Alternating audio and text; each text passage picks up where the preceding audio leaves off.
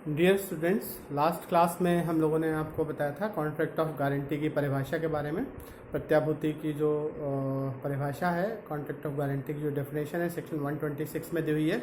Contract of guarantee में मैंने आपको बताया था एक पक्ष जो है दूसरे पक्ष को इसके साथ एक कॉन्ट्रैक्ट करता है कि अगर जो थर्ड पर्सन है, जो तीसरा व्यक्ति है, उसने अगर अपने वचन का पालन नहीं किया या अपने दायित्व को पूरा नहीं किया तो उसके दायित्व का वचन का पालन मेरे द्वारा किया जाएगा। तो इस तरह से अगर कोई भी वचन दिया जाता है वो आपका कहलाता है प्रत्याभूति की संविदा, वो आपका कहलाता है कॉन्ट्रैक्ट ऑफ गारंटी। सपोज मैंने आपको वचन दिया कि आप जो मैंने आपसे कहा कि भाई जो है आप इनको पैसे दे दीजिए उधार, इनको ज़रूरत है। तो वो आप कहते हैं हम कैसे विश्वास कर लें कि पैसा वापस मिलेगा नहीं मिलेगा। तो मैं बोलता हूँ कि मेरी गारंटी है कि आपको पैसा ये दे देंगे। तो यहाँ पर आप मुझ पर विश्वास करके मेरी गारंटी पे आपने पैसा उधार दे दिया उनको। तो यहाँ पर हमारे आपके बीच में जो ट्रांजैक्शन हुआ है, जो संव्यवहार हुआ है, कहलाएगा प्रत्याभूति की संविदा, कहलाएगा कॉन्ट्रैक्ट ऑफ गारंटी। क्योंकि यहाँ पर मैंने एक ऐसा कॉन्ट्रैक्ट आपके साथ किया है कि अगर ये थर्ड पर्सन जो है, इन्होंने डिफ़ॉल्ट किया, इन्होंने व्यतिक्रम किया अपने वचन का पालन करने में, तो उनके वचन का पालन मेरे द्वारा किया जाएगा। उन्होंने आपको वचन दिया है कि आपको समय पर पैसा वो वापस कर देंगे। तो अगर मैं कहता हूं कि अगर इन्होंने अपने वचन का पालन नहीं किया या इन्होंने दायित्व का निर्वहन नहीं किया तो गारंटी मेरी है, मैं इस कार्य को पूरा करूंगा। तो यहाँ पर जो है ये आपका कहलाएगा कॉन्ट्रैक्ट ऑफ गारंटी। अब यहाँ पर हम तीन पक्षकार हैं, एक मैं, एक आप और वो तीसरा व्यक्ति जिसके लिए गारंटी दी जा रही है। तीनों के नाम अलग अलग हैं, मैं आपको बता चुका था पहले ही। इसमें 126 में तीनों नाम भी दिए हुए हैं। मैं यहाँ पर गारंटी दे रहा हूँ तो मैं प्रतिभू कहलाऊंगा, मैं श्योरिटी कहलाऊंगा। आपने पैसा उधार दिया है, आपको मैंने गारंटी दी है, आप यहाँ पर कहलाएंगे क्रेडिटर, जिसे बोलते हैं लेनदार। और जिस व्यक्ति की गारंटी दी गई है वो कहलाएगा मूल ऋणी, वो कहलाएगा प्रिंसिपल डेटर। यहाँ पर कॉन्ट्रैक्ट ऑफ गारंटी का उद्देश्य भी मैंने आपको बताया था। जो ज़रूरतमंद लोग हैं, जो जिन्हें आवश्यकता है किसी चीज़ की, वो दिलाना होता है, जैसे नौकरी, पैसा, अन्य चीज़ें। कई लोगों को विश्वास नहीं होता है लोगों के साथ काम करने में, लोगों को डर लगता है, तो वहाँ पर कुछ लोग श्योरिटी देते हैं इस बात की कि सही से काम करेंगे, सही पूरा आपका ईमानदारी से काम करेंगे, गारंटी लेते हैं, वहाँ पर श्योरिटी देते हैं अपनी अपनी। तो ये कॉन्ट्रैक्ट ऑफ गारंटी से ही सारी चीज़ें गवर्न होती हैं। तो सेक्शन 126 में हम लोग डेफिनेशन समझ चुके थे।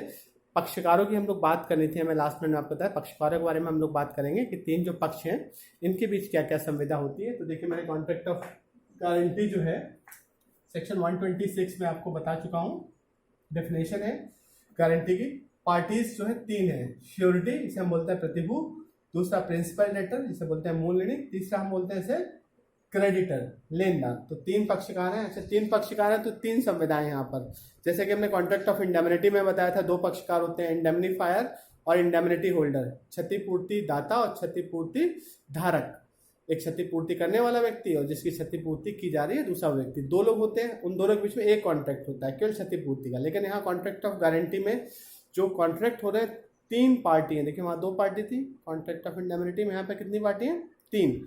हम लोग, मैं इसलिए यहाँ पर ऐसा बता रहा हूँ क्योंकि जब हम लोग इस टॉपिक को ख़त्म करेंगे तो उसके बाद हम लोग कॉन्ट्रैक्ट ऑफ इंडेमनिटी और कॉन्ट्रैक्ट ऑफ गारंटी में डिफरेंस भी पढ़ेंगे, आपसे पूछे आते हैं। तो सबसे पहला डिफरेंस तो एक सेक्शन का होता है कि क्षतिपूर्ति की संविदा कहाँ पर है, धारा 124 में। गारंटी वाला जो कॉन्ट्रैक्ट है कहाँ पर है, सेक्शन 126 में। कॉन्ट्रैक्ट ऑफ इंडेमनिटी, क्षतिपूर्ति की संविदा में कितने पक्षकार थे? दो, indemnity holder and indemnifier. Contract of guarantee में कितने पक्षकार हैं? तीन, श्योरिटी, प्रिंसिपल डेटर और क्रेडिटर, राइट। अब संविदा कितनी थी वहाँ क्षतिपूर्ति की संविदा में? एक संविदा थी। यहाँ पर कितनी संविधाएं? तीन संविधाएं, तीन पक्षकार हैं, तीन संविधाएं। तीन संविदा को हम इस तरह समझ सकते हैं, जैसे पहली संविदा जो है मेरी आपसे होगी। क्या संविदा होगी? कि भाई इन्होंने पैसा नहीं दिया तो मैं पैसा दूंगा। पहली संविदा आपकी मेरी, मतलब श्योरिटी और क्रेडिटर मीन्स आपके बीच में मेरी पहली संविदा होगी, ठीक। दूसरी संविदा किसके बीच में होगी? आपके बीच में, वो तीसरा व्यक्ति जिसको आपने पैसा उधार दिया है, मीन्स आप हो गए क्रेडिटर और वो थर्ड पर्सन क्या हो गया? वो आपका हो गया प्रिंसिपल डेटर। आपने पैसा उधार दिया, वो ऋणी हो गया। तो आपके बीच में संविदा ये होगी कि आपका पैसा वो समय से वापस कर देगा। आप दोनों के बीच में कॉन्ट्रैक्ट हो गया, तो दो कॉन्ट्रैक्ट हो गए। तीसरा कॉन्ट्रैक्ट किसके बीच में होगा? मेरे बीच में और उस व्यक्ति के बीच में जिसकी मैं गारंटी ले रहा हूँ। गारंटी जो मैंने ली कि भाई ठीक है, अगर तुम पैसा नहीं दे पाए तो मैं दूंगा, लेकिन उसके बाद जब मैं आपका पैसा दे दूँ तो जब आपके पास पैसा हो तो वो पैसा क्योंकि मुझे देना पड़ा वो मूल ऋणी द्वारा मुझे दे दिया जाएगा। तो ये गारंटी ये कॉन्ट्रैक्ट हमारे उसके बीच में होगा। तो हम तीन लोगों के बीच में 3 कॉन्ट्रैक्ट हो गए, राइट।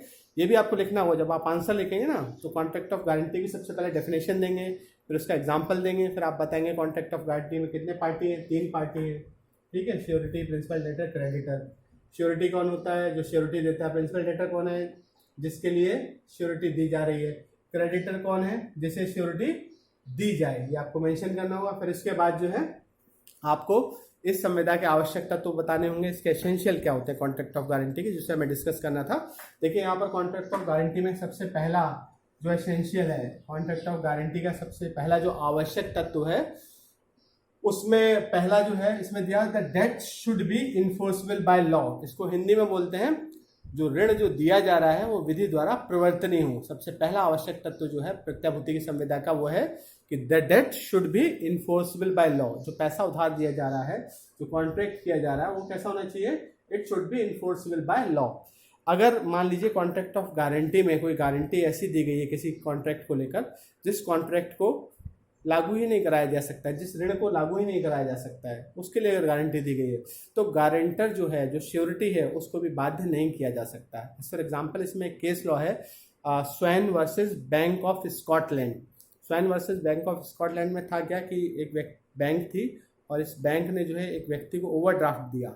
ओवरड्राफ्ट एक प्रकार का लोन होता है खाते पर, कि आपके खाते में पैसा नहीं है तो उसके बाद भी जो है जहाँ तक बैंक ने आपकी लिमिट दी है वहाँ तक आप बिना बैलेंस के जितना पैसा निकाल सकते हैं और उसे विद ब्याज जो है, विद इंटरेस्ट आपको फिर उसमें जमा करना होता है बैंक में।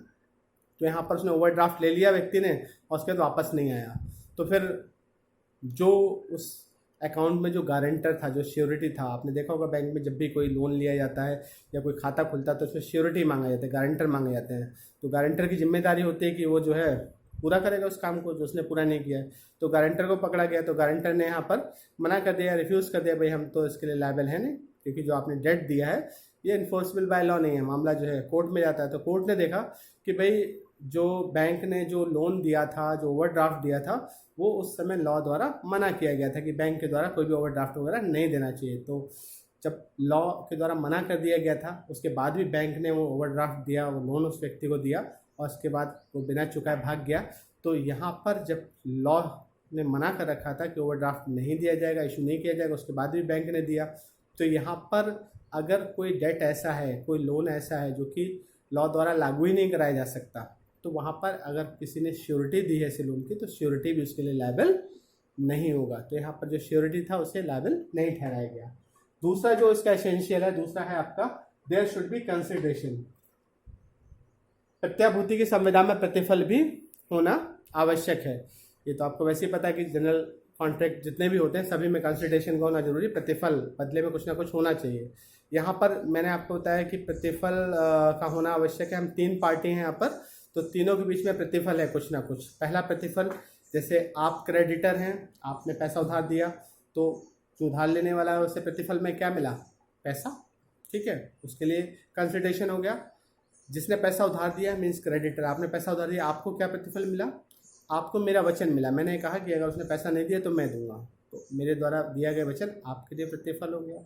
अब मेरे लिए क्या प्रतिफल होगा? मेरे लिए प्रतिफल होगा आपने मेरे कहने पर जो काम किया, आपने मेरे कहने पर जो पैसा उधार दिया, काम भी हो सकता है, पैसा भी तो आपने दिया है, तो यहाँ पर आपने मेरे कहने पर जो काम किया है, पैसा उधार दिया उसको, ये मेरे लिए प्रतिफल है। तो यहाँ पर तीनों के लिए कंसिडरेशन हो गया। 127 ये कहता है कि जो प्रतिभू जो है उसके लिए क्या कंसिडरेशन होगा, श्योरिटी के लिए क्या कंसिडरेशन होगा यहाँ पर? तो श्योरिटी के लिए कंसिडरेशन जो होता है वो होता है क्रेडिटर के द्वारा किया गया काम, किसके लिए? प्रिंसिपल डेटर के लिए जो काम किया था वो श्योरिटी के लिए कंसिडरेशन होगा, राइट। एक यहाँ पर 127 में एक केस है आपका फयाज हुसैन वर्सेस गुलाम अली का। उसमें कहा गया कि मान लीजिए पहले से किसी ने पैसा उधार ले रखा है, ठीक है, कोई पास्ट डेट है, पहले किसी ने पैसा उधार ले रखा है, तो क्या वर्तमान में उसके लिए कोई गारंटी दी जा सकती है? सपोज किसी व्यक्ति ने पैसा उधार ले रखा है पहले आपसे और 1 साल हो चुका है उसको, अब मैं ये कहता हूँ कि जो उन्होंने 1 साल पहले पैसा उधार लिया था उसकी गारंटी मैं देता हूँ आपको, नहीं मिला तो मैं लायबल हूँगा। तो यहाँ पर इस तरह की गारंटी नहीं दी जा सकती। इस तरह का जो कंसिडरेशन होगा मेरी गारंटी वाला वो मान्य नहीं होगा, राइट। तो यहाँ पर इस चीज़ को आप ध्यान रखिएगा। इसमें पास्ट में अगर कोई डेट लिया गया है उसके लिए कोई भी गारंटी जो है वो उसको एलिजिबल नहीं माना जाएगा।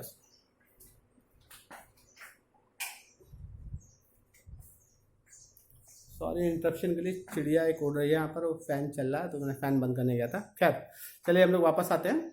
तो कॉन्ट्रैक्ट ऑफ गारंटी में मैं आपको बता रहा था, दूसरा जो है कंसिडरेशन के बारे में। तीसरा मैं यहाँ पर बता दूं आपको, एसेंशियल है, there should be no misrepresentation slash concealment by the creditor to obtain the guarantee.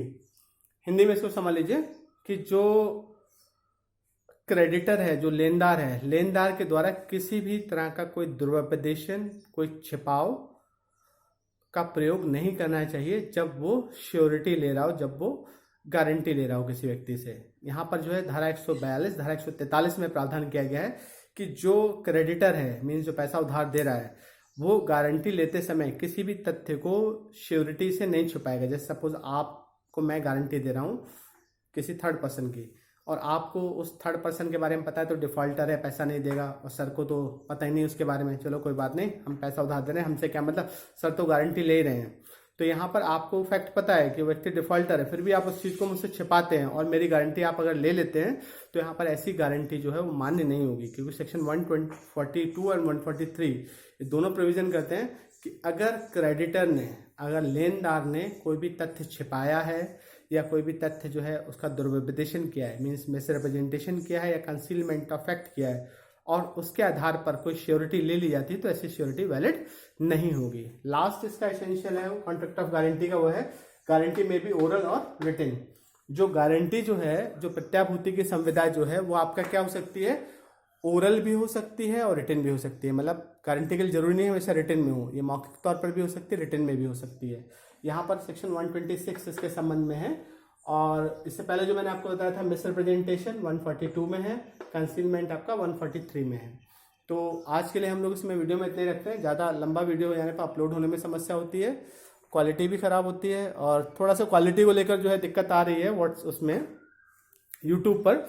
तो जो मैं चीज़ें आपको बताता हूँ, मेरी वॉइस तो क्लियर ही रहती है मैक्सिमम वीडियो में, तो मेरी वॉइस पर भी आप ध्यान दीजिएगा। साथ ही साथ आप बेयर एक्ट वगैरह लग कर बैठ सकते हैं, तो उसको आपको आसानी हो जाएगी समझने में। ठीक है, नेक्स्ट वीडियो में हम लोग जो है चर्चा करेंगे कॉन्ट्रैक्ट ऑफ गारंटी और कॉन्ट्रैक्ट ऑफ इंडेमनिटी में जो डिफरेंस है उसको लेकर। Thank you.